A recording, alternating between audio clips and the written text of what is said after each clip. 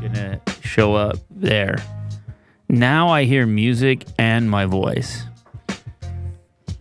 And I see Jack. And he's about to walk that way, but he froze part way.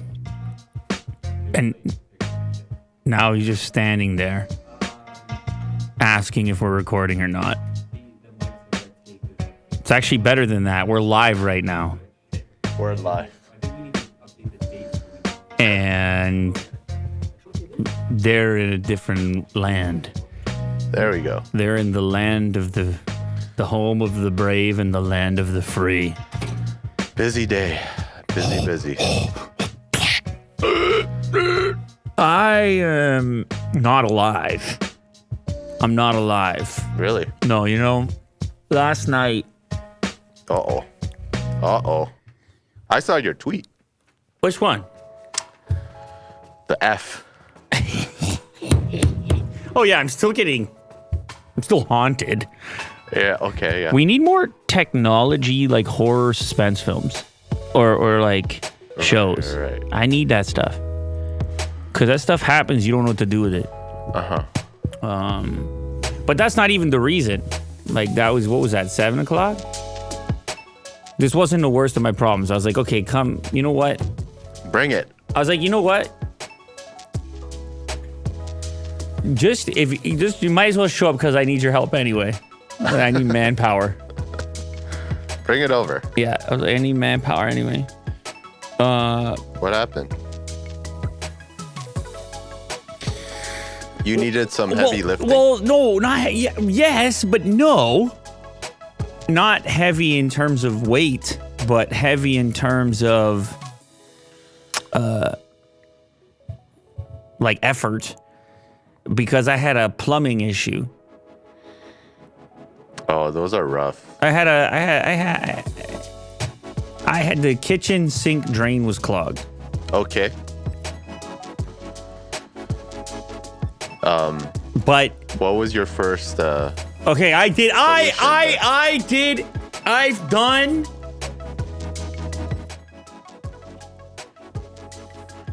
This is a complicated beat that you're playing in the background here, you know that? Okay. It's a lot of like bubbly things going on. That's way better. That's a much better choice right there. Okay. This is this is lifting me out of the depths of hell that I've been living in, halfway down a drain. I climbed right in there. Did you? Yeah, I went in there. I was like, let me get to the bottom. I almost bought a $250 camera just because I want to see what it is. Oh, okay. Yeah. Those like hose ones where you snake it in? I just doing, like grown man stuff. Okay, yeah. Do you know what I mean? Like you're a man, and you have people in your house, and man, stuff is just going on. Yeah. And you can't not have the sink functioning, the main kitchen sink. You can't. It's got to work 100% of the time. I hear you. That's why they say everything but the kitchen sink. Uh-huh. Everyone knows about that kitchen sink. Yeah. So, okay. Of course, like a regular civilian, Yeah. the first thing I do is I want to pour some stuff down there. It'll get rid of all that junk. I'm just going to dump some of that stuff in there. Okay, yeah. All your Drainos and your... all of the different flavors. Oh, all your granules and your gels and your... Which are dangerous, by the way. Some of those things interact with... quite toxic. Don't like each other. Yeah. And you're passed out on the floor. Volcano. I wake up and my eyebrow Fumes is everywhere. Split and it just woo, woo. Yeah. He inhaled the stat. Beep, boom. Where am I? Thought I was plumbing. Plumbing. Thought I was just plumbing, man. Where's the drain? Stat. Beep, boop. I'm here. I'm fine. Stop. Clear. I poured everything in there. Yeah. I started with the granules. I went with a little bit of hot water. They're like, I can rinse it down to cold water after. I did both. I got everything coming back up. It's spitting at me. Pissed right off. And I do what any man would do in this situation. I'm going to Home Depot. I'm just going to walk up and down the aisles of Home Depot. Just showing off. I'm just going to march up and down the aisles as if something's actually happening. As if somehow just by being there, some of the expertise is going to rub off. Yeah. Like maybe in passing, someone who actually knows what they're doing is going to kind of go past me and then get the essence of problem solving. I'm going to receive. Yeah. Because we're all doing projects and we're all grown men, right? Apparently not. So I poured everything in there. What was your next procedure? Well, everything did nothing. Oh, I poured everything in there and everything did nothing. It seemed to be getting worse. yeah. Drano's just like I don't know if leaking those out of the things are sink. even real. Like, I don't even know if those are real. I have a speculation. I have a strong, sneaking speculation. What do you think about that name, by the way? Drano. Dude, when I had a plugged sink, Okay. I went to Home Depot as well. Okay. And You sound like a grown man to me. You know that? yeah, I'm getting there. Yeah. And I found Drano is what you do. Yeah. But there's so many flavors. Yes. There's so many different types of And then on the Drano. back, it's like the foam is good for this. The gel is good for that. But you don't even know what you're clogged with. Yeah. You don't even know what's causing Yeah. your problem in the first place. Anyway. Did the Drano work for you, by the way? First time it did. Yeah. The second time it didn't. Yeah. So it was a 50-50. I don't know, man. I mean, I understand you're trying to sell products and stuff, and listen. But for me, I just kept pouring, and it just delayed everything. And then I was having to get it all out of there and get the water out of there. And like, look at the graphics, the way they show the graphics. You're so turned on. Yeah. You see these graphics, and you're like, Straight through. holy crap, it's just eating everything. Look at the flow. Yeah.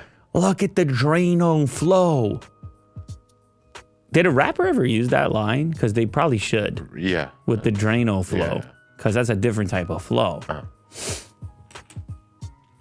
Anyway, I poured everything down there.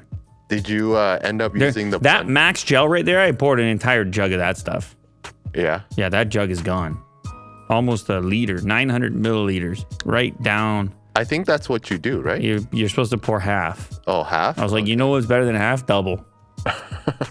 Full. That probably stuck it. That probably made it worse. Everything made it worse. I just looked at it and got worse. No. I stared at it from across. You aged. I started like getting distance from it and just kind of like standing looking at it. I was like, all right. Yeah. Just have a little showdown. So I almost bought, I go back and I'm like, I almost bought a $250 camera. Okay. The type that has a flashlight on it and you send it right in the pipeline. You get it right in there. And I was like, damn, this could be a cool little gadget. I should make a YouTube short, a TikToker. Yeah. A TikToker shocker. And I didn't buy it because I was like, is this one of those moments where I'm just being an idiot? You know? Where I'm just trying to buy my way out of it and I'm trying to justify buying a gadget. And I really just kind of want to see the gadget. I think it was that Milwaukee one right there. I mean, it's pretty cool. I'm not going to lie. Look at this. You know? I think when it comes to tools, you are looking for a reason to need one. Sure, yeah. Big problem here. I'm going to spend $250. It's one use. It's true, and then you hang on to it until the next time. Anyway, I didn't buy that. I ended up buying some different types of snakes. like things I could jam and try to grab. Of course, that didn't do much. And so I eventually got to the point of, and by the way, I didn't buy the the snake that I got was kind of like a. Is it barbed wire? Crap. I mean, I got those things. Okay. That didn't do anything for me. I was just hammering in there. I was like, grab something. There must be something. But sure enough, I come to the conclusion my problem is far, far more ominous. Uh-oh. Is it deeper? Oh, it's deeper. Uh-oh. And once you go beyond that trap, all bets are off, let me tell you. Okay. I pulled everything. I undid all the connections. I opened everything up. I said, let's go. You want to go? Let's go. Start destroying your house. I said, you want to go? Let's go. Yeah. I looked at my family. I said, you want to go? Let's go. They're like, everyone stay away from that. Yeah. The guy that's like drenched in sink chemical underneath. The mutant underneath the sink over there. Everybody stay away from him. I was like, it's fine with me. Glowing neon. That was me yesterday. Yeah, that's what I look like. It's me under the sink. Yeah. It's like, God damn, I wish I had more expertise. Yeah. I can't even be calling myself a grown man at this point. I better get it together. Did you use the plunger? Oh, I almost forgot all about that. You know what I was using? Yeah. You want to know what I was using? Huh? 1 second plumber. 1 second plumber. Is it the one where it shoots like compressed air? Yeah, I shot everything down there. You name it, I did it. Yeah. Made it worse. Yeah, of course it did. I just jammed it in there harder. Yeah. Whatever it was. Whatever clump of... Oh, I have a speculation. I almost got to that. I have a speculation. Okay. I'm not trying to name names. I'm not trying to blame anybody. But I have a speculation. But I'm not going to name any names. Yeah. You know what I think caused all this? What? What's that? Bubble tea. No. Bubble tea. Why? How? You ever seen those units? Did you get like an industrial vat of tapioca? You ever seen those units? They just grow and grow, don't they? You leave them sitting in the water longer, they get bigger, don't they? No, don't they? They stay the same. They just get harder. The tapiocas, you're talking about bubble tea? There's other ones that grow bigger. Like Orbeez. Orbeez? Yeah. Yeah. I don't know what you put in your bubble tea.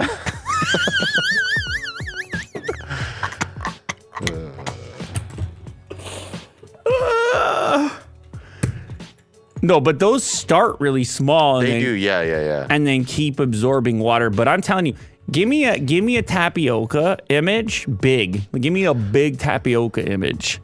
Because I feel like those babies, they just suctioned it off. I feel like those babies took over my house. Okay. The pearls I'm talking about. Yeah. Those globules. I don't think I can break them down. I shot everything at them. You got to eat them. No, but I'm saying somebody, not naming names, didn't finish theirs, and I think they went down the sink with it. Okay. And listen, this is all speculation, because of course everything is denied at this point. But I saw those things sitting on the counter, and I'm like, it's hard to figure out when there's leftover in there. Like, what? You got to get the tea portion out. Uh-huh. Mom put boba tea bubbles, tapioca pearls down the sink, and now it's clogged. What's the best way to dissolve the large pearls? The guy goes, the house was built in 2011. Yeah, don't put boiling water. It can cause damage to plastic pipe. Pull the trap to see if that's what... Well, that's what takes me to my next part. So you don't have a trap? I went to the trap. I told you I took everything apart. Okay. I saw nothing. I mean, the trap was disgusting, but it wasn't clogged. Like, I rinsed it out. I didn't see a clog in sight at the trap. And I kind of knew it was worse than the trap because when I would leave it and then come back, I could pour water for a while before it started to come back up. I was like, oh my God, the lodge over here is further. Right. And the Drano is not dissolving the tapioca. I don't know if it's tapioca. This is speculation. Oh, wow. I don't know what it is, but no, whatever I poured, whatever I threw at it didn't do anything. And this morning I was seriously considering, like I was at a fork in the road. I was like, do I just become a full-on certified plumber today? Do I just crash course it? Do I spend the entire day? Because there's content. I'll tell you what. YouTube plumbing content, you best get your act together, Will, if you don't know about it. It's an entire genre that will blow you away. You got the guy with the mustache. And talking about Mario? This guy he'll take your Orbeez and he'll do all the hypotheticals, except he'll use clear pipes to show you what would happen if this, and this. Right. And then that's good content. He'll try out the products and see that they're all a joke. Right. Like he'll try them out and be like, yeah, not doing much. And it turns out the old techniques are pretty much the way you got to go. Hand in there? Just full on arm? No, you gotta take it apart, you know? Oh, God. And got water everywhere in buckets and, the real deal. Real work, Will. No fast track, no shortcut, no Drano. Real deal, real work. So did you do that? So I got everything disconnected. You? Yeah. Okay. Oh, you like that, don't you? I'm surprised. You like that, don't you? You're Mario now. Let me tell you something, man. It was on principle. Yeah, you didn't want to lose to this. Once it's on principle, yeah. I told the family it's on principle. They just walk away. They grab a snack and just keep just eating popcorn. Yeah. I took everything apart, and the puny little snake that I bought, I jammed that baby now into the straight pipe coming out of the wall. Never mind, the trap is done now. I'm just right at the pipe. That's it. I have a pipe going into the wall. Okay. And I'm like, okay, well, now I'm going to reach. But the crappy little snake that I got, not cutting it. Then I had to come here because you said, oh, we're shooting XYZ. Remember? Yeah. And I had to put the battle down the battle, not the war. Will, don't look at me that way. The battle, not the war. I had to put the battle down for a second, but the war continues as soon as we're finished. Yeah. Back to Home Depot, man. Maybe I'll pick up the camera just for the update on the show, and I'll let you know if it was the bubble tea, and I'll get to the brass tacks bottom of it, and I'll have a family meeting. Okay. To be continued. I'll have a family meeting about it. Yeah. Once I see it on the camera. Yeah. And we'll get to the bottom of it. Or I'll just get a longer snake and just jam it in there until I dislodge whatever the hell is living down there. Yeah. The fundamentals, man. People, this is the beauty, though, of DIY, is a whole appreciation for expertise in a department. If I would have just called an expert would have come and gone, bingo, bango. He would have looked me right in the eye and would have said, bingo, bango. What do you got? What you got? What's next? Yeah, that's it. That's all you got? I'm covered in Drano ooze. He's like, what the hell's the matter with you? Yeah. That's the beauty of it, Will. But yeah, so now I walk around different. And I am not even done yet, and I walk around different. So my recommendation to you is get under that sink and climb right in there. I mean, so far as Yeah, I've had my own battles. so far as you're not gonna okay, never mind. I can't give that advice across the board. I don't want anybody to screw things up too badly. You rent a jackhammer. Yeah, you got to bring the right mentality, the learning mentality. Slow and steady wins the race. Will. Well, good luck. Keep us posted, I guess. You trying to move me along, Will? Because I know how annoying it could be, and maybe coming here and then going back, you might have fresh eyes. It was an odd conversation. Yeah. That I had to have with my wife. Yeah. I said, I got this stuff they put on my schedule. I got to shoot XYZ. And the sink is clogged still. Yeah. The kitchen sink. And there's like little people there and there's action going on. And I'm like, let me just give you the two options. I go do the XYZ, which is like work and also important, or I become one with the drain right now. And she said, go do your stuff, become one with the drain later. Okay, yeah. So you got to give her credit on that. No, she chose the wise choice. Yeah. So you did. She gave you the option. No, she said she said go do your work and then yeah. Go head first into the drain when you get home. Okay, yeah. That makes sense. So what's your age? 28. Mo walked past, he's only 28, he doesn't know about plumbing anything. Very true. Other than pouring that chunky liquid down. Exactly. He said he poured the liquid down and it did nothing. We all do that. Do what? The Drano. Yeah, the real dudes don't do that, Will. The real dudes don't do that stuff. Yeah. The real dudes don't do it, Will. I know, yeah. Mario doesn't. Luigi doesn't. Real dudes don't do that. Real dudes, I hear you, man. real dudes laugh at you filling your cabinets with those things. Uh-huh. The real dudes, they come with the heavy artillery. Mm-hmm. They don't bring a knife to a gunfight. No. It's the real dudes, man. They'll drink that Drano straight up. That was aggressive, Will. Yeah. We got a disclaimer on that. Okay. Don't anybody ever do that. Yeah. That was a complete joke. Oh man, I you know what? I gotta apologize. I had to get that off the chest, right? Okay. Yeah. No, Will. I had to get that off the chest. You've got a lot of problems lately I gotta get it off the chest, man. with the AirTag and the stolen vehicle. Well, imagine somebody's tracking me with the AirTag and they think they're gonna encounter, and then meanwhile I'm just Drano man. You know? Yeah.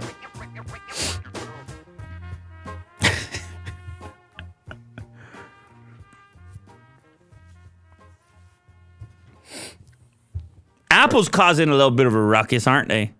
Uh-huh. They got this new little button inside the settings over there. Mm-hmm.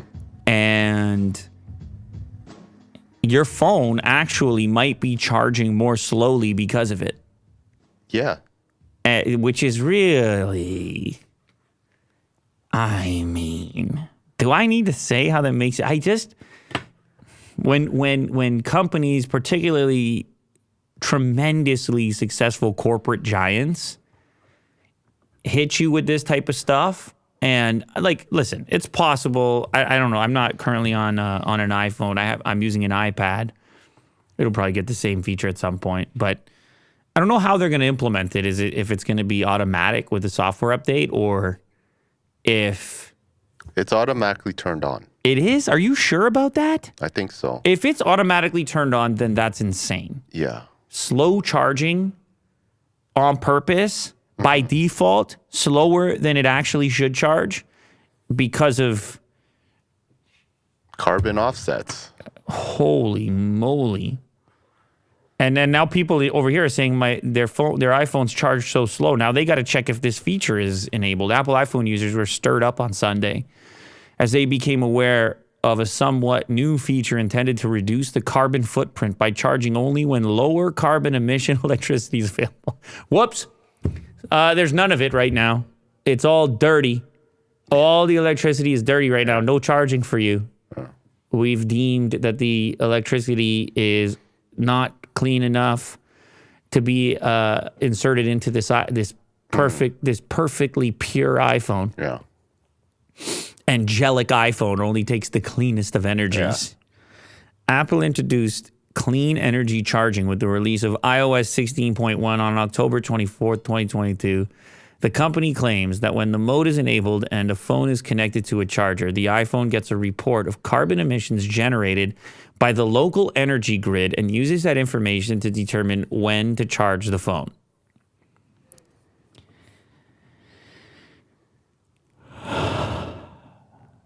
Not what you want to do, not a schedule to like save you money, but a little toggle called clean energy charging that is going to not charge your phone when you think it's charging. I mean, that's all I can really discern from this at the moment. Or maybe it's charging slower. In your region, iPhone will try to charge by selectively charging when your lower carbon emission electricity is available. And they're supposed, I guess they're going to like insert it into your daily charging routine in a way that still gives you a full charge. So maybe this will only happen at night or something. But I just don't even know if this is how people want to interact with their stuff. It's hard enough, man, keeping your stuff charged up. Then now you have some fanciness involved. Like even me with the electric car, it's like as much as I've tried to utilize some of the more what would you say, like automatic charge features for schedules and things like that. It's still like you kind of need it when you need it, and it's a thing you want to have control over as a user, and you don't want to have to be guessing about. And I don't know how you would have confidence in this unless you have some sort of gauge or monitor on the home page, which is showing you at all times when this thing is engaged. Yeah, like a disclaimer. Like when you start charging, it would tell you, like, hey, this won't charge until we get clean energy. Yeah. Well, I mean, you can turn it off. Yeah, you can turn it off. It's a switch. The fact that it's a switch is fantastic, but I don't want it even by default because I think a lot of people, a huge percentage of people just won't even know that it's there. The casual users, I don't think they're going to know that it's there, and I could see major annoyance from this. And I understand people have pretty typical schedules. They'd be like, okay, well, this is only happening in the middle of the night. But then I would need a knowledge of my local power authority and what their variety of energy sources were in order to better understand when those moments might happen. It's a whole thing that puts the onus back on the customer,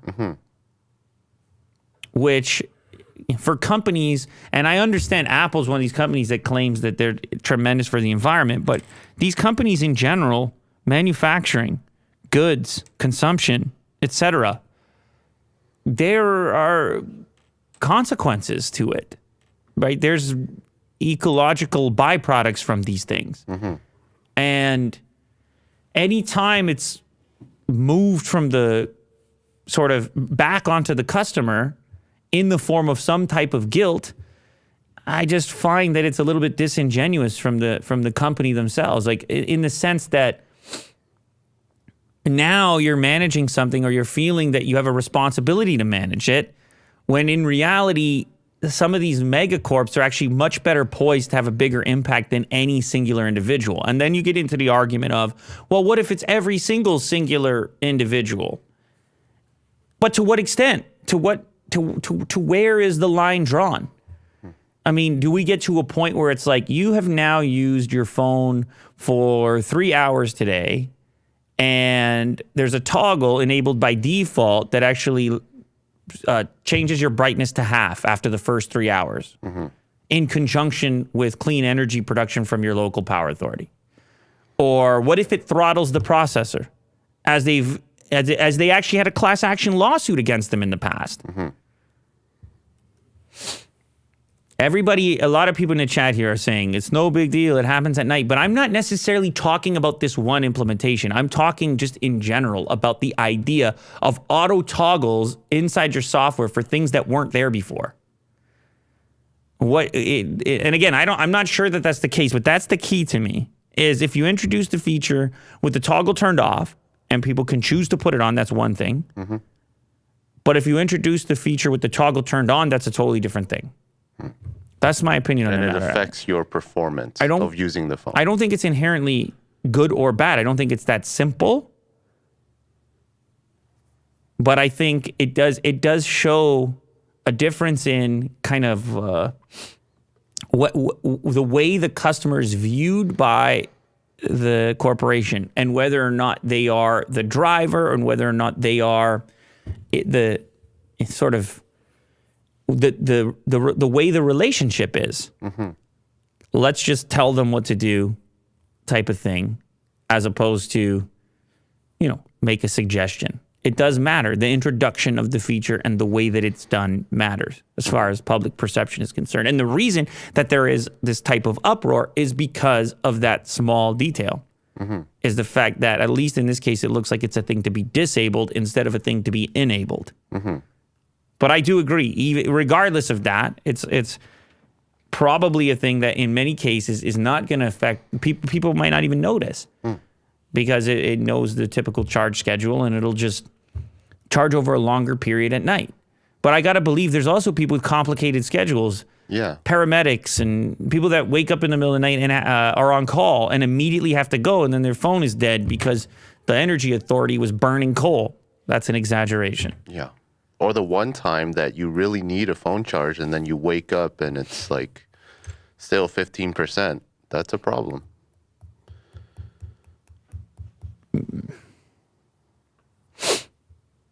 I'm sure we're going to hear more about this. Yeah. I'm sure we're going to hear more about this. You think other companies will follow suit? Well, I mean, that seems to be the case. Apple is a leader in the space. What's weird about this one is it all depends on how much they publicize it, right? This is all having been publicized by users. If they go to the keynote and make a really big deal about it, then you're going to see other companies implement similar things, and we're going to have some increasing guesswork as to how the variety of algorithms on our devices are determining how they're, doing and managing things and all the rest of it. But I mean, me, I already feel like those devices charge too slow to begin with. So any kind of suggestion that I would have it charge slower really at any time is not something I would be super excited about, because there are so many devices that charge quite a bit faster than what the iPhone currently does. Sure. To begin with. Mm-hmm. But I don't know, you guys let me know what you think.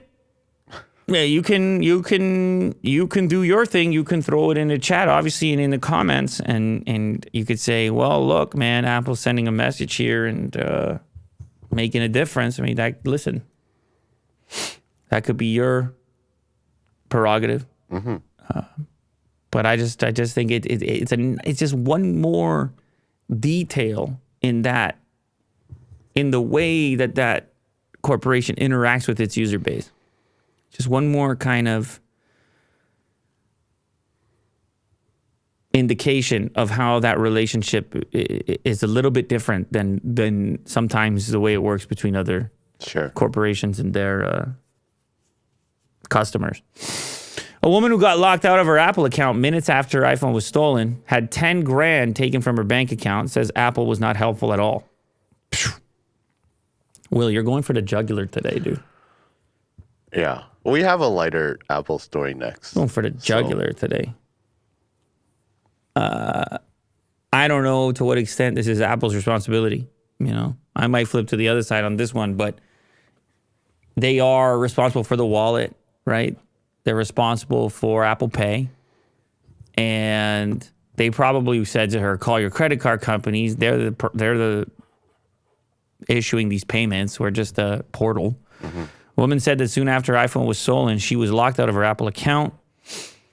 Rayhan Ayes said Apple was not helpful at all after $10,000 was taken from her bank account. She told Insider, once someone gets into the security environment, it turns against you. She was leaving a Manhattan bar in November when a man snatched her phone and ran off. She said Apple was unhelpful when she tried to regain access to her Apple account. Okay, well, that portion falls under Apple's responsibility, I suppose. She initially spoke to the Wall Street Journal as part of an investigation into how iPhone thieves lock people out of their Apple accounts by using their passcodes to access the phone before changing the device's password and stealing funds from the owner's bank accounts. In an interview with Insider, she said she was standing outside the bar when a man stole her iPhone 13 Pro Max. She believes he had seen her enter her passcode at some point and had waited for the chance to steal her device. Ooh. Watching, stalking, stealing. Why not use Face ID? I don't know. On a 13 Pro Max. Because Face ID doesn't always work, I guess. 31-year-old said she borrowed another iPhone to try to locate her own using the Find My iPhone function. However, she said she'd already been locked out of her Apple account by that time. I didn't know what was going on. She filed a police report the following day and showed notifications of a password reset request and login details from after her device was stolen. Insider reviewed both the police report and the notifications because she had lost access to her Apple account. She was unable to log on to her MacBook computer. She contacted Apple support, which advised her to get a new SIM card and a new iPhone. She did so, but was still unable to access her account over the next 24 hours. $10,000 was taken from her bank account. According to a bank statement viewed by Insider, she was advised to open a new account and transfer all her funds to it. It's so weird the way the whole thing breaks down all at once. Like everybody is saying, get a new iPhone, get a new this, get a new bank account, transfer whatever you've got left. And you're like, hey, I'm getting killed here, getting bombarded on this one. The support team was not helpful at all, she said. She then called Goldman Sachs, which issues Apple's credit cards, and was able to get some help. Oh, she had the Apple card as well? What?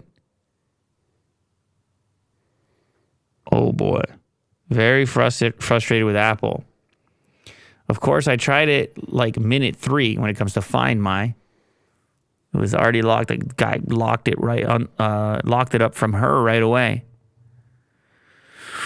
This isn't going to be an increasing thing so long as they're able to figure this out and do this rapidly like this. The snatching and stuff will go up. I recommend alternative security measures from passcodes, obviously, and being careful in general. But it is such a...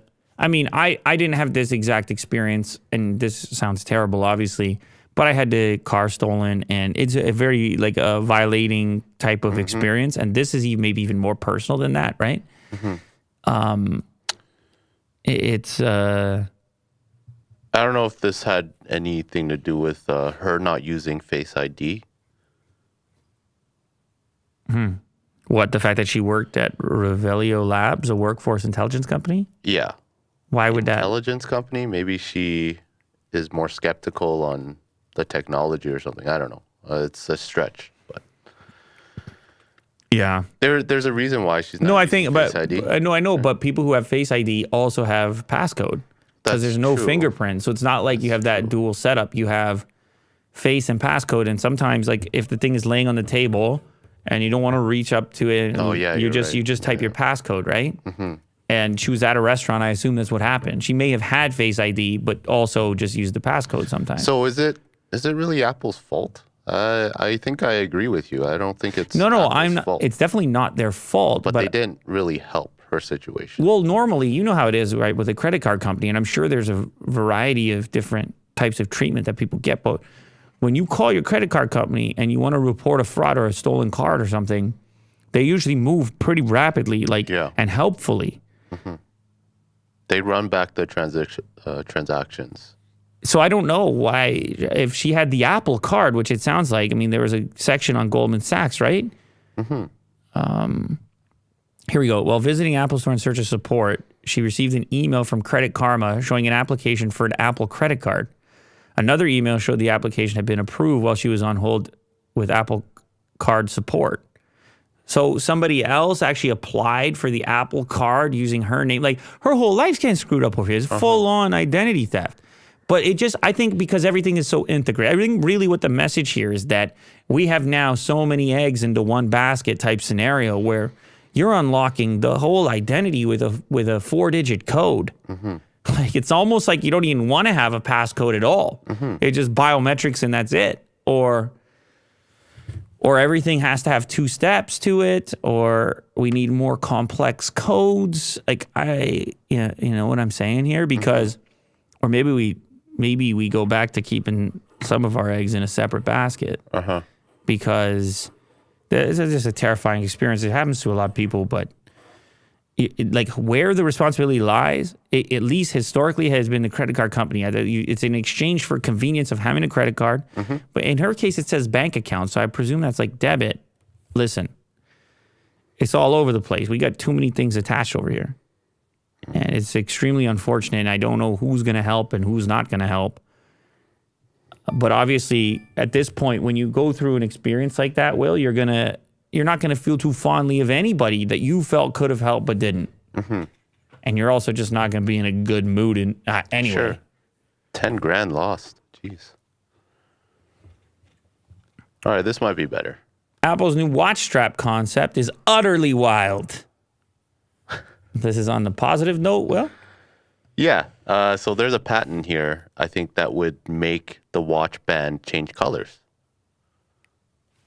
Huh? That's pretty cool. Not bad. So you don't need to have 50 different watch bands. How about that for saving the environment? Yeah. I don't have to have 50 different watch bands. That's cool. The patent imagines an Apple Watch strap with adjustable elements, letting the user change the color in 3 different areas, thanks to a technique known as electrochromism, in which an electrical current creates a reversible color change. Cool. As spotted by Patently Apple, the filing describes a fabric Apple Watch band that includes an electrochromatic feature allowing color adjustable elements that could change the color scheme and design in 3 distinct band zones to give the watch band a customizable look unique to the user. What's interesting there is you're talking about a fabric style band. Yeah. So they've got the light emitting. That's cool. Coming out of a fabric, which is pretty sick. Very natural looking. People are saying RGB watch bands. Take a look at that. Well, I did think it was odd. You know, you want to style the thing, but how many watch bands should you have? And then you probably find a favorite, and then maybe the next one you want is not the same style, but then it's a different color. Like I mean, Apple could sit there and bank on that stuff and sell everybody 5 different bands. But instead, you could also make just one really cool band. On one hand, extra customizability can only be a good thing, but at the same time, the Apple Watch already means wearing your notifications. Do we really want the rest of the world to see quite so clearly when we have an email? Oh, so he's suggesting that it would be give you a notification as well. Yeah. I worry less about the rest of the world, and I think more about myself and being distracted. So if I had something like this, I don't think I would have it pulsing for a notification, even as science fiction as that seems. I'd probably just use it as a styling thing. Like today it's going to be that color and the next day it's going to be that other color. I don't know what you would charge for some of these. Would it be ultra premium, just a luxury item? Yeah, because I would imagine it'd be like a fashion accessory. A suggestion here in a chat from Lee. He says it could be for bikers or people on cyclists. You know, you want to have a light on you, even walking late at night on the road or something. You can use like it a light band. Safety light, right? Yeah. So you can be spotted more easily. There's a lot of ways this could be implemented and be cool. The Apple Watch is one of those few gadgets that, for people who own them, is basically on them all the time. Your phone is too, but it's concealed. It's usually in your pocket when you're not on it, obviously. It's a pretty cool little patent, Will. Yeah. Xiaomi unveils lightweight AR glasses with retina level displays. Well, this is the key with this, is you got to get it to a size and weight that people don't feel goofy with all of it, that they actually want to wear it. And we've been saying this for ages. I mean, we've been saying this since Google Glass, when people were like, you can't wear that in our bar. It was controversial at the time. I don't remember. Plus, there was only a handful of them out there. You look at Google Glass now and you're like, you know what? It really wasn't that. It wasn't really that big. It was just weird looking. Yeah. Actually kind of impressive for the time, what it was. Boasting a retina level near eye display for AR glasses, Xiaomi Wireless AR Glass Discovery Edition delivers a truly immersive visual experience Moreover, self-developed Xiaomi AR gesture control empowers effortless control between virtual and real space. Look at this guy. He's flying. He's in the future. What do you think of these glasses? Well, the guy's in the future, you know. It's not nothing. I think it's kind of cool. Like maybe in your living room or something. So what are those? So I can see the lenses behind. Okay, there we go. So this is a good visual that sort of showcases what's going on here. Micro OLED display, freeform optical design, 1200 nits, peak eye-catching brightness.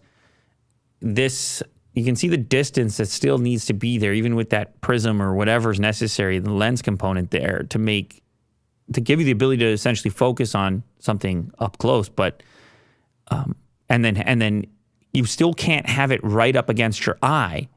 You still need a little bit of distance there, and that's where the appearance of these things gets a little wonky because they're far out from your face. And as you know, you wear glasses. As weight gets further out from your face, you feel that weight at a multiplier effect. Uh-huh. If you've ever worn a VR headset, you know what I'm talking about as well. Yeah, and the field of view is quite narrower. But, you know, that's all that said, we kind of know that this is a stepping stone, and this is kind of just one portion of the movement of miniaturization and figuring out how to keep going and making these things look more and more like actual glasses and less like some sort of geeky, weird headset. Yeah, niche toy. Like less like a headset and more like glasses. And you, of course, got these comically big arms on there and everything else. If the experience is good enough, I think people will put up with a lot from a design perspective. Yeah, and you don't have to wear any gloves or anything like that or controllers. It's just scanning your hand. So that's nice. No, listen, it's going to happen. It's a matter of miniaturization, like a lot of technology. Yeah. Whenever we see early stuff, that's kind of the thing, is it's like you can sense how it's close, but not quite. Xiaomi's latest AR device uses Qualcomm Snapdragon XR2 Gen 1 platform with support for Snapdragon Space's XR development platform to run different applications. Notably, the MetaQuest Pro announced last year also uses the same chip. Company said that using, by the way, I have that headset, the MetaQuest Pro. Remind me to take it out of my trunk and put it in here. I don't know if you want to goof around with it because you're kind of the VR guy, AR guy. Company said that using the Mi Shares application streaming capability, the AR glasses can let viewers watch content through apps like TikTok and YouTube. Users can rely on gestures to move around the interface and even interact with real-life objects. For instance, the device lets you turn on or turn off a smart lamp or grab a screencast from a TV. Woo! Everything connected. All your home devices, you're pinching, hitting buttons, and that's what I'm going to do all day. Pinching, swiping, expanding. Yeah. That's you, Will. Yeah. Motorola Riser, rollable phone concept, hands-on. They see me rolling.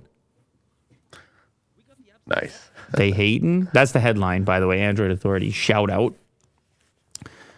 I would like to take a look at this. I always wanted the rolling. Rolling means no crease. Uh-huh. And I love motors, obviously. We see less and less of them. People try to get away from moving parts, but look how smooth that is. You just make it a little bit bigger and then shrink it down and it goes in the pocket. Look, hit the button, boom, it goes in the pocket, it rolls. This is cool. I love. Now it's fat. It's a fat boy. It's a sandwich. All right, okay, fine. Look. Sick. I just want to watch the animation over and over. While foldable screens are slowly becoming more mainstream, rollable flexible displays are still in their emerging phase. The idea is simple. You take a flexible display panel, and instead of just folding it on itself, you use its flexibility to roll it, often hiding it away from view. That's the idea behind Motorola's Riser rollable phone concept, which was briefly teased back in October. And at MWC 2023, Android Authority got their hands on with the prototype. And let's just say, according to them, it is too cool. You don't have to deal with a crease. You end up with, in this case, it's interesting that they went for like I don't know if you want to call it a slab style, but primarily a portrait device, which, you know, it kind of makes sense because all the other players are going for the tablet form factor. And it's nice reachability. So this kind of almost goes against the Flip Yeah. a little bit. But obviously with a much bigger display than that. I like it. I think it's cool. I mean, I would have to play with it, obviously, and you have to put up with something being a little bit flatter. But how about that for a party trick, though? Show your pals. You got the display on the back end still, too. The new rollable. Motorola's done, you know, Motorola's done a thing or two here and there, no? It's not nothing. Have they not? Well, Yeah. they've... Let's go. They don't necessarily just do the same thing every time. You got to appreciate. Google is bringing Magic Eraser to every smartphone. Older Pixels get free access, and everyone else will need to subscribe to Google One. To every smartphone. Every, not just Google smartphones. Yeah. I get it. I guess you just download Google Photos, right? And subscribe to Google One. Yeah, do that. Well, that costs money, Will. Are you a subscriber? A subscriber? No. I am. You are? Subscribe to all What do this you stuff. need? Well, I guess, I don't know. Cloud storage? Back up the photos, man. I don't know. What are you going to do, man? You're looking for it. Look at the Magic Erase. Lovely. So useful. Yeah. Look at those it's people in the great. back. You can't have those people in the back. You got the kids in the front. You can't have those people back there. They took away the shadows, too. That's very smart. Damn right they did, magically. Now, the tube on the right goes away also. Booyah. Oh, wow. Don't even need your Photoshop skills, Will. You don't even have to for the thumbnail. And then, obviously, there's other features built in, other editing features beyond Magic Eraser. We were wondering when they first showed it off if even if other Pixel devices would be supported, and then let alone just bring it to everybody on any phone. Google's lineup of Pixel devices made for some of the best Android phones you can find. I would agree with that. Pixel 7 Pro are the company's premium hardware. They always get the stuff first, but then it's nice when people on other devices get the best of what Google has to offer. So Magic Eraser is coming to all modern smartphones as part of your Google One subscription. I guess that's a good business move for them. Like, think about it. We give you the Magic Eraser, you give us a subscription. It's a good deal, I think. Is it? Magic Erase. If you Yeah, take but a how lot of much are you photos. how much are you willing to pay for Google One? $5 a month. That's what you're willing to pay? Well, what is it? I mean, I don't think they're willing to negotiate with you. No? No. Okay, hold on. But if you What kind of if services you don't do need they a have? lot of storage, you probably have one that's $5. Let's see the plans here. Oh, they won't even show you the plans? Because you're signed into a workspace account. Boo. Next time. I'm not signed in. I'm not signed into a workplace account. So 2 terabytes is $10 a month. 5 terabytes is $25 a month. 10 terabytes is $50 a month, and 20 terabytes is $100 a month. Okay. So the cheapest is $10 a month, not 5, Will. Okay, gotcha. Sorry, dude. And that's, by the way, that's in Canada. It's obviously going to vary. And then there's a promo right now, 10% back in store credit on Google store purchases. Hey, you don't want the deal, man? I'm good. You're out. You don't want to. Okay, can I just give you the rundown? Listen, 2 terabytes, $10 gives you 2 terabytes. This is what I have. This is the plan I have. 2 terabytes of storage, access to Google Experts. Definitely have never used that. You can share it with 5 other people. Okay. Well, family, get the family going. Extra member benefits. I hate when they have the vague, like, what is my benefit? 10% back in the Google store. And you get a premium VPN by Google One. Have you used it? Is it good? You're not spending the 10. Okay. I tried, man. Listen, I So YouTube Premium is something else. totally. Okay. Yeah. I Wait. Save 17% by signing up annually. What about $100 a year? Uh, Oh, jeez. Tough customer over tough here. sell. Tough customer over here. One of Elon Musk's most loyal employees was fired at Twitter. Here's how she went from surviving layoffs to the chopping block in the span of a few months. This was one of the floor sleepers. Yes. The sleeping Most bags. notably her. Yeah. Esther Crawford. Multiple outlets reported Twitter's director of product management was let go amid new layoffs. Esther Crawford posted a photo of herself sleeping on the floor after going hardcore under Elon Musk. Crawford reportedly met one-on-one with Musk and was described by a colleague as his interpreter. Whatever that means. She was tasked for Twitter Blue. That was her project. That was the big deal. Yeah. And Elon Musk's interpreter, Sure. because it's impossible to, because he speaks Elon. Yeah. That why? Multiple engineers and product team members at Twitter, including Director of Product Management Esther Crawford, have been fired, according to multiple media reports. Crawford spent over 2 years at Twitter, according to her LinkedIn, working on projects like Twitter Blue and Spaces. Her layoff was first reported by platformer Zoe Schiffer on Saturday. The Verge's Alex Heath confirmed the reporting, along with another round of layoffs that affected multiple individuals in the organization, including advertisement and product teams. The layoffs included at least 50 team members, according to multiple outlets. Insiders Callie Hayes first reported in January that 50 people on Twitter's product team were let go. Crawford made headlines in November after she put out this tweet. When your team is pushing round the clock to make deadlines, sometimes you sleep where you work. Remember this viral tweet? I remember the hot tweet. Give me the specs on the tweet. What did it do? Let's find out. Hot tweet. Loading. Load up that hot tweet. See how much heat it actually has. Not that hot, Will. Maybe this was a retweet? What about her reply? I don't think you can call this viral. Hate to tell you. Unless what you just clicked on, the subtweet of the hot tweet. No? Maybe. No, a little hotter. Slight heat. That's like when Still when you're ordering chicken wings. It's preheating. You're ordering chicken wings and they have the heat meter, the number of peppers beside it. 1 pepper, 2 pepper, the amount of spice. It's like me when I go to India. They're like, you can't handle it. You don't want that one. Yeah, they're no joke. That's 4 They don't peppers. mess. That's 4 pepper spice. And I'm like, this is what I want.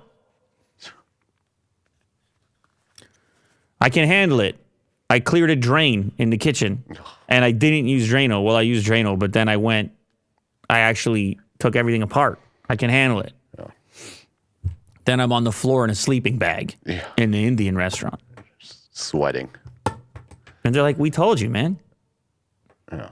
I'm like, well, I didn't listen. But Drano. I'm like, you got any? Fix the sink. I'm like, you got any plumbing issues? Because I can help you there. That has nothing to do with That's the spice not how that you this just ate. works. Yeah. This doesn't work that way at all. We just want you to pay for your meal and get the hell out of here. Yeah. Don't like, sleep on our floor. I'm like, oh, right. Where'd you get the sleeping bag? Forgot. I'm like, well, because I'm going hardcore. They're just scratching their heads. Because I'm Elon Musk's interpreter. Yeah. They're like, you're in a restaurant right now. Oh, man. Well, Twitter Blue didn't do that well, I guess. It got 300,000 subscribers. I guess people had higher expectations. And it was the thing of getting the blue check mark, paying the $8, whatever it was. And so maybe they're like, well, let's go our separate ways. Tesla Cybertruck is starting to look more refined with new black tonneau cover. You're right. It is. It is, Will. That doesn't look too Looking bad, eh? like a truck. Tesla Cybertruck prototype was spotted with the new black tonneau cover as the electric pickup truck is starting to look more refined as it gets closer to production. I'm just waiting. They charged me like $27 the other day, and I was curious what it was for. It said like deposit. And I was like, are you using this to like schedule people's trucks? Because I gave them $500 17 years ago. And then they took a 27 from you? Just recently. Yeah. Just $27. I was like, Interesting. Interesting. They're skimming you. Well, somebody stole my identity, obviously. Yeah. As previously reported, Tesla has built a fleet of beta Cybertruck prototypes to test ahead of the start of production this summer. Over the last few weeks, we started spotting them. It's true. We talked about the mirrors. We talked about what do we call the wiper? The honker? Oh, look, it's What's Inside that posted the video. Yeah. Shout out. New shot of Tesla Cybertruck in California. The black glass top with black cover looks really good. IMO. I agree. It's looking better, Will. That's not bad. Hey, Will, it's looking better. It's just a different color change, but Well, they did the hood in black too, didn't they? Oh no, that was just the way the lighting was in. Yeah. Look at that. Look at this guy go. You know, this is also a they better. should do the hood in black. This is a better angle. This is an angular angle. 3/4 down. 3/4 down, Should baby. always be looking like that. 3/4 down. Has there ever been a video game 3/4 down? No? I don't think so. That'd be interesting, right? Oh yeah, I know. Dude, I There's a don't lot mind that are 3/4 down. All those League of Legends and stuff. Oh, I thought you were talking about a game that's named that. All those legends. Yeah. Aren't they like kind of like 3/4 down? Yeah. I mean, going the other way. Yeah. You don't do any of that stuff? No. You never had a phase in your life?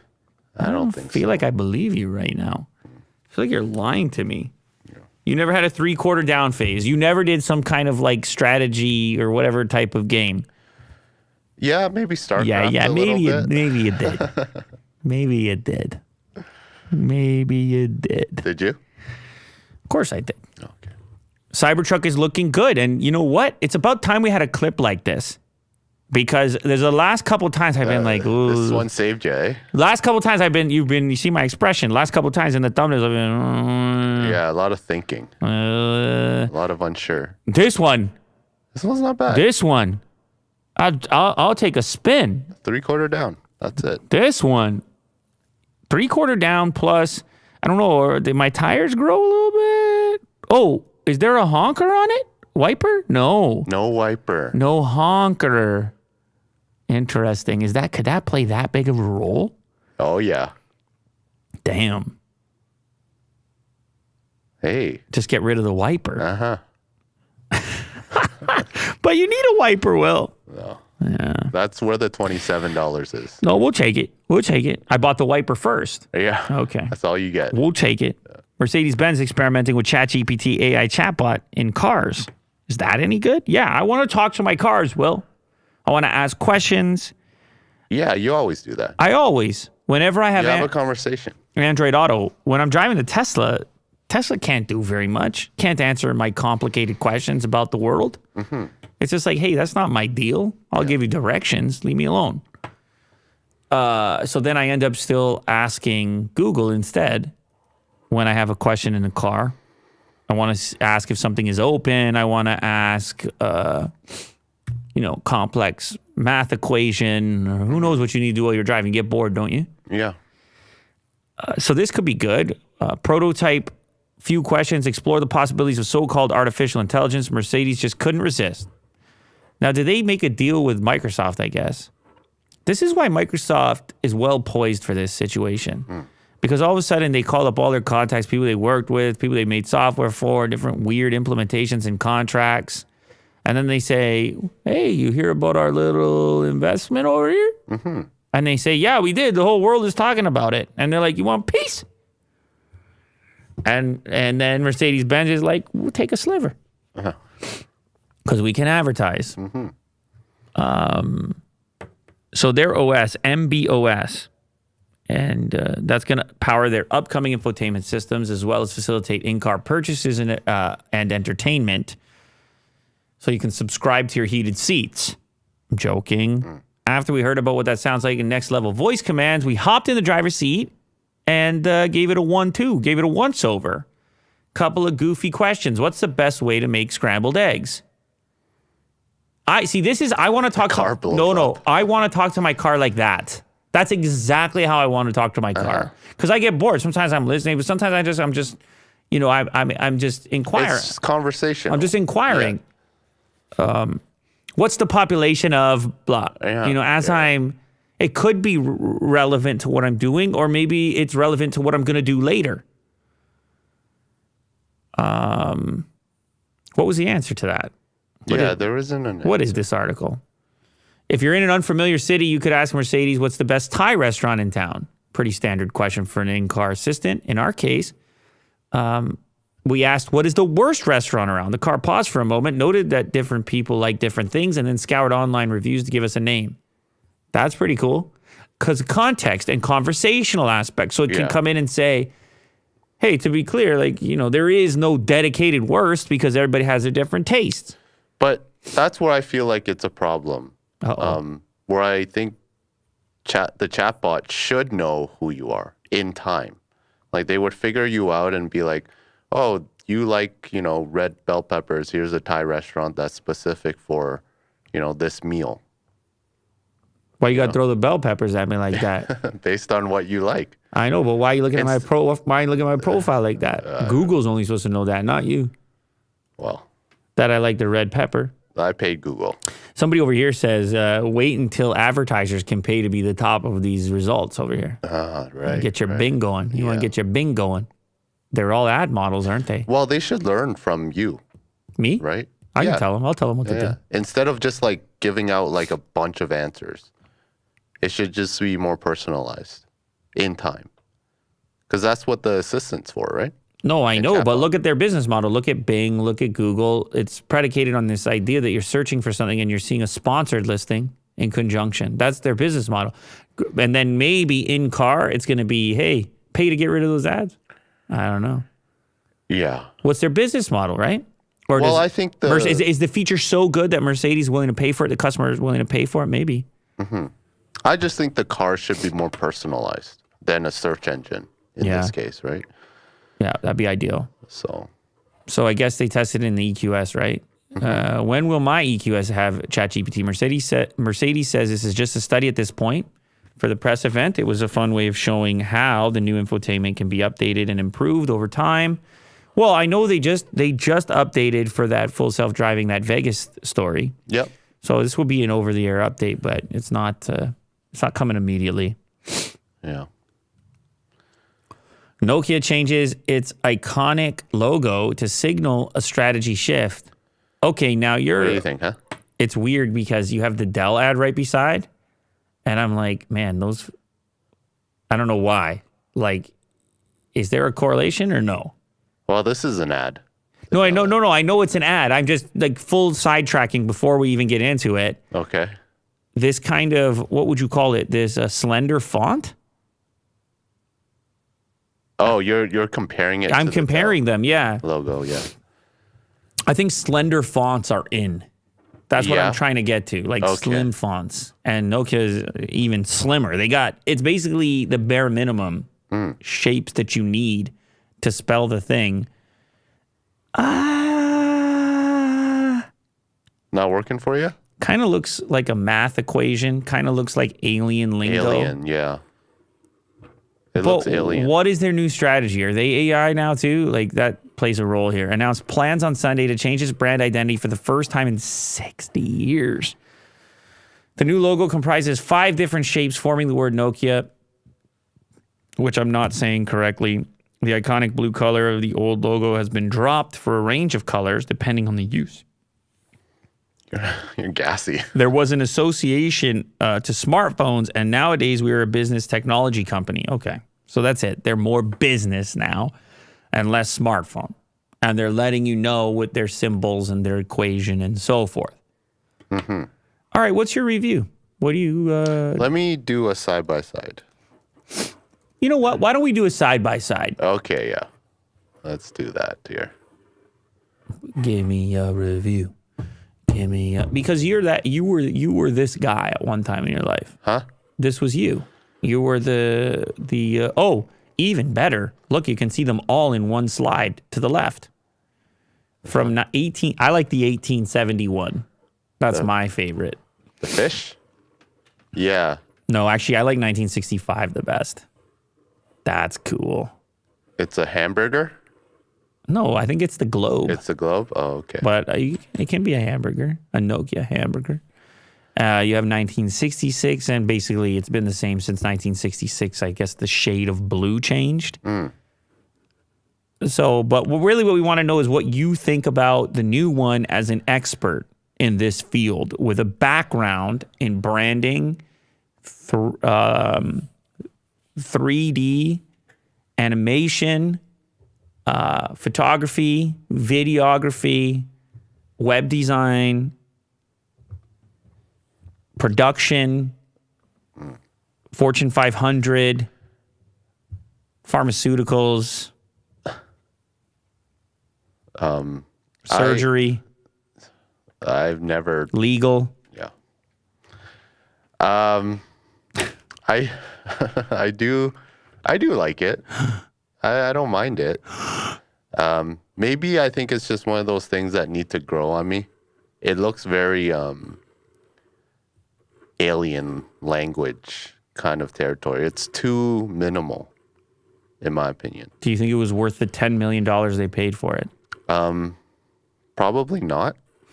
Somebody in the chat. Somebody in the chat said 10 million. I don't know if it was 10 million.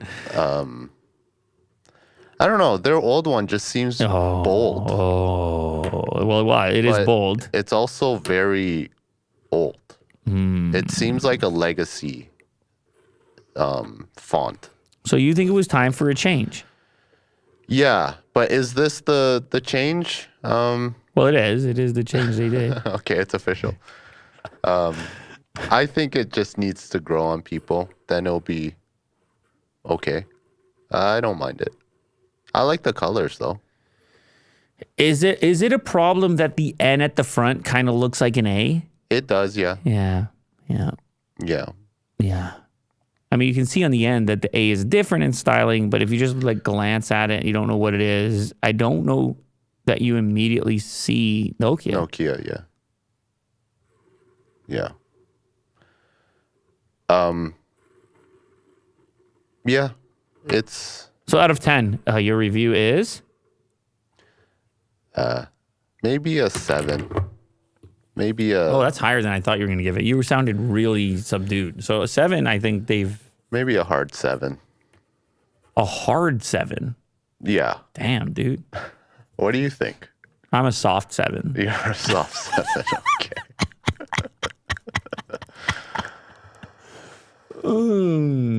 Did you happen to catch the Tommy Fury? Zero Zippo. Paul I fight, know no. nothing other than Tommy Fury won by decision. Yeah.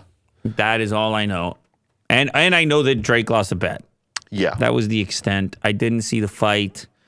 It was a I don't think it decent was fight. controversial. Like most people thought that Tommy won, correct? Yes. Okay. Yeah, I believe so. And the judging was, I feel like it's a bit off. I feel like it was a closer fight, but you know. What? Hard 7, soft 7 is so stupid. Sorry, man, it's so I had stupid. to put it out there. Oh my god, dude. How dare you? Drake loses a Bitcoin bet for $400K on Jake Paul, better known as Drake, on Sunday in Dirt or Loss. I don't think he's too worried about it. I'm just going to guess. No. Drake posted a screenshot of his bet on the Jake Paul versus Tommy Fury fight on Instagram. He wagered a whopping $400,000 worth of Bitcoin to win by knockout for a potential payout of $1.44 million worth of Bitcoin. He's always gambling the Bitcoin. I think it gets around some sort of regulatory thing that you can advertise it or something. It was a close fight, but Fury emerged victorious, defeating Paul in a hard-fought 8-round battle. And it is not the first time Drake made a Bitcoin bet. He won $1.26 million worth of Bitcoin after the Kansas City Chiefs won Super Bowl. So there you go. He's still, I mean, if you just combine those two bets, he's still ahead. Yeah. Bitcoin gambling, I don't know. We've had people reach out to us about it, trying to advertise it, like Bitcoin casinos and stuff. Something seems a little bit,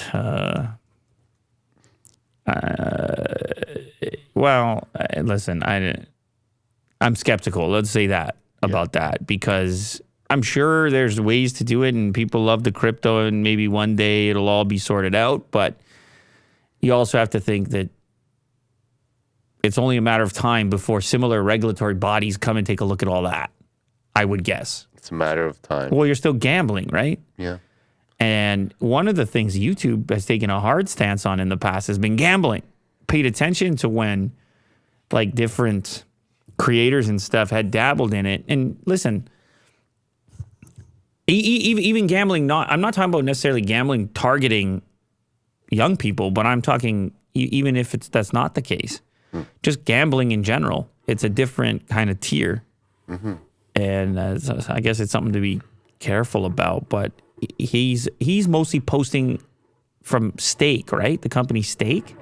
Isn't that I don't know if he's a partner or like what the whole deal is, but I'm always kind of curious about it because it's like, yeah, you bet the 400K. Yes, you may win $1 million or whatever, but it also gets a bunch of stories about it. And then people start to look into crypto betting, and then his screenshot will often, just go to his Instagram and let's see if we can actually bring up the screenshot. The screenshot will promote the thing, which you assume he's got some benefit to promote. And then all of a sudden the margins are all different. You're like, did he really lose because how many users signed up to the thing? And he posted in highlights over here. I don't think so. Well, Maybe he deleted it. Well, no, I mean, the first one was fine. This showcases what I'm talking about. Okay. This is Bitcoin. So here's a separate from a UFC event that he highlighted. Threw it in his highlights 31 weeks ago. Needed this win at Stake. And Stake is based in like the Caribbean or something. And then sometimes he's like in the actual Caribbean using it. It's dicey. I don't know. I mean, you tell me. Like, everybody tell me what you think about it. Is it run-of-the-mill stuff, or are you, like, how do you think? And by the way, it's his top link on his Instagram account, which has 132 million followers. As far as his partners, it's Stake, Official Nocta, Welcome OVO, Better World Fragrance House, and Drake Related. Those are the things he's linking in his bio. And so click on Stake. Let's see how big they've gotten. 500K followers, world's leading betting platform, official co-title partner, Alfa Romeo Stake, unavailable in the US, UK, Australia. So it's unavailable in those places. Obviously, Drake is based in Canada. And it's still, you know what? Maybe I should just try it out. Oh, there's the bet. Yeah. Maybe I should try Stake and give you a report back and see what the hell's going on. Okay. Like, I'm not trying to wager or make a bunch or like win anything. I just want to see how the whole interface works, how I'm making deposits, which wallets I'm sending cash. Plus, I haven't goofed in crypto in ages. But yeah, mine as well. Let me go take a look at it. Somebody here says Stake is actually based in the old FTX offices. Oh, okay. Wow. That was a joke, Will. Oh, is it? No. Yeah. All right, last one. Somebody says, do not. Please, no, don't do it. I'm not, by the way, I'm not suggesting I'm going to promote it. I'm going to say that I'm just going to like look into the experience and see what's going on. Are you going to be talking about it? I don't know. Maybe not. I don't know if I'm ever going to get around to this. I got sinks that are clogged right now. Yeah. Maybe fix those first. Ah, man. I'm not promoting it. People yelling at me over here, and I'm not promoting it. All right, last one. This is the last one. This is a like very rare occurrence. In fact, it's so rare that after it happened, it looks like the NHL posted a compilation of all the times this has ever happened in history. And that video is only 15 minutes long. And each one of these clips is probably a minute. So this has maybe happened 15 times total since the NHL existed. It's very rare. What you have is a goalie scoring a goal in the NHL. I don't think we can show it, but... You talking about copyright? Yeah. Well, what are you doing here? You're just showing it to me? No. Oh, you're showing it! No, basically the goalie scores. The goalie scores. He fires an absolute beauty, center of the net. Now, obviously, there's circumstances here that come into play. Will had some questions about it. As he's like, how big of a deal is this? This is a big deal. This happens extremely rarely. And if people want to search for it, it's on YouTube. It's a goalie goal for Ullmark. Yep. Yeah, search for that. So Boston's been playing amazing, and I was just curious, like we were talking about how risky this play is, because you have 55 seconds left, 50 seconds. At the time that the goalie has received the puck, 52 seconds, the other team has their goalie pulled. Why is that important? Well, they're trying to get an extra attacker on the ice. They've got an extra attacker on the ice, so that gives them 6 skaters in an attempt to tie this game up. This is a frequent occurrence in hockey. This is a thing that you do. However, you don't expect the goalie to try to fire it down the ice because if he misses the net, that's an icing call. And that means the face-off comes right back down to their end, and it gives the opposing team an opportunity to reset, get whatever line they want on there, and have much better positioning, obviously, and potential to have possession and score a goal and tie the game. It's not like they had the net pulled with a 2-goal lead. It's a 1-goal lead. So it's a risky move. But Boston's been so successful lately, just dominant. And I think he had the green light. I think as soon as that goalie got pulled, I think the team, the coaching staff, whatever, the confidence with which he approached his shot from the other end of the ice looked like he had the green light. Like, hey, man, you get an opening, you got one hell of a shot, you take it, you end that game. And so that's 2-part. It's amazing because the goalie scored, but it's also amazing because this effectively ends the game. Game over, you win. Now it's a 2-goal lead with like 40 seconds left. Yeah. Or whatever it is. That's why the guy smashes the puck out of the way, because it was a close, hard-fought battle, and now basically that's the game. The game is over. It's not considered the game-winning goal. That would be the second goal in this case, but it is end. Finito. Yeah. And the goalie put the cherry on top. That's a beautiful thing. And you talked about the height of the shot. The shot itself is the perfect trajectory. So he has to clear. You can see here, the opposing team is approaching him. Once they realize what he's about to do, they're like, oh my God. And you see, this guy's willing to risk it all. One guy raises his stick in the air. That would be a high sticking call, but it'd be worth it because it would kill the play. And they obviously know it's a threat. They see his confidence level and they're like, oh God, we better try to block this. But he hits the perfect loft in order to clear the initial defenders, clear the one defender who's further back near his own blue line, and hit it square in the middle. It's a beautiful play. And I've seen other goalie goals, and I like this one. It's an incredibly rare occurrence, so shout out to Allmark. This is like a lifetime type memory. You know what I mean? He's that guy. He's that skill. Dude. He's that dude. It's just not luck. He's that dude that pulled it off. One of the rarities of the game. Yeah. The goalie goal is a beautiful thing. You gotta love it. Thank you very much to everybody who joined with us today. Thank you very much to everybody who has been extremely supportive in this treacherous time that I've been living through. From air tags to clog drains. Dark days. It's been a few. I'm gonna have a success story. I'm telling you, we're gonna come celebrate. I'll bring the champagne because this clog, I'm coming for you, clog. I'm coming for you. I'm buying the most serious snake equipment. I'm getting certification.